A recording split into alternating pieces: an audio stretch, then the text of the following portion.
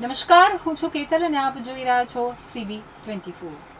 અમદાવાદમાં દેશભરના ખેલાડીઓનું ઉષ્માભર્યું સ્વાગત કરવામાં આવ્યું છે। આ પ્રસંગે ગુજરાતે ઓલિમ્પિક જેવા વૈશ્વિક રમતોત્સવના આયોજન માટે પોતાની તૈયારી અને પ્રતિબદ્ધતા વ્યક્ત કરી છે। અમદાવાદમાં દેશભરના ખેલાડીઓનું ઉષ્માભર્યું સ્વાગત કરવામાં આવ્યું। આ પ્રસંગે ગુજરાતે ઓલિમ્પિક જેવા વૈશ્વિક રમતોત્સવના આયોજન માટે પોતાની તૈયારી અને પ્રતિબદ્ધતા વ્યક્ત કરી। રાજ્ય સરકારે રમતગમતના વિકાસ માટે ઊભા કરાયેલા આધુનિક ઇન્ફ્રાસ્ટ્રક્ચર, ખેલાડીઓને મળતી સુવિધાઓ અને દેશભરના રાજ્યો સાથેના સહયોગ ઉપર ભાર મૂક્યો। સાથે જ ભારતના ખેલાડીઓની આંતરરાષ્ટ્રીય સિદ્ધિઓને અભિનંદન પાઠવતા એક ભારત શ્રેષ્ઠ ભારતના સંદેશને વધુ મજબૂત બનાવવામાં આવ્યો।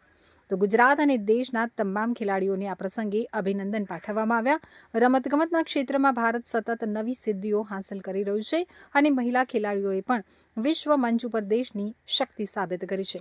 તો ગુજરાતે સ્પષ્ટ સંદેશ આપ્યો કે ઓલિમ્પિક જેવા મહાકુંભના સફળ આયોજન માટે રાજ્ય સંપૂર્ણપણે તૈયાર છે।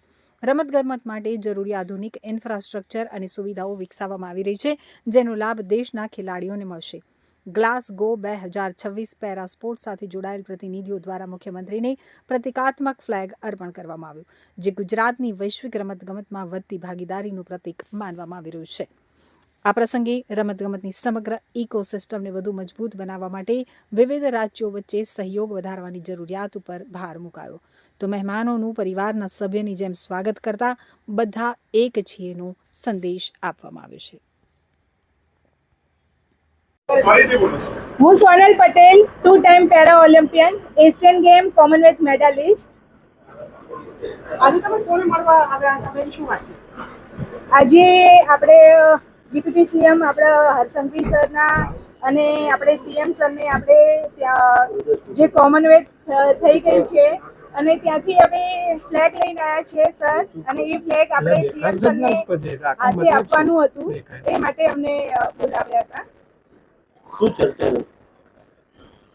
ચર્ચા એ રહી કે આપણા ભારતમાં આપણે ફર્સ્ટ ટાઈમ કોમનવેલ્થ થઈ રહી છે અને એ બી આપણા ગુજરાતમાં, તો એ આપણા બધા માટે ગૌરવની વાત કહેવાય। ખાસ કરીને અમારા પ્લેયર માટે ખૂબ ગૌરવની વાત કહેવાય। ગુજરાતના અને દેશના સૌ યુવા ખેલાડીઓને ખૂબ ખૂબ અભિનંદન।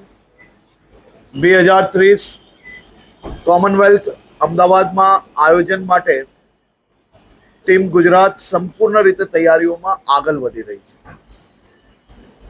Commonwealth federation, Olympic federation India,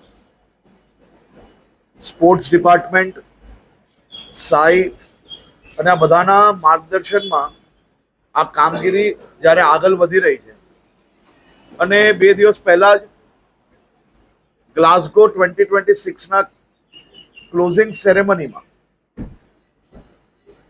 કોમનવેલ્થના flag exchange કાર્યક્રમ પછી આજે ગ્લાસગો 2026 ડેલિગેશન દ્વારા અને ગુજરાતના આપણા પેરા એથ્લીટ અને એથ્લીટ્સ દ્વારા આદરણીય મુખ્યમંત્રીશ્રીને એ ફ્લેગ સુપ્રત કરવામાં આવ્યો છે।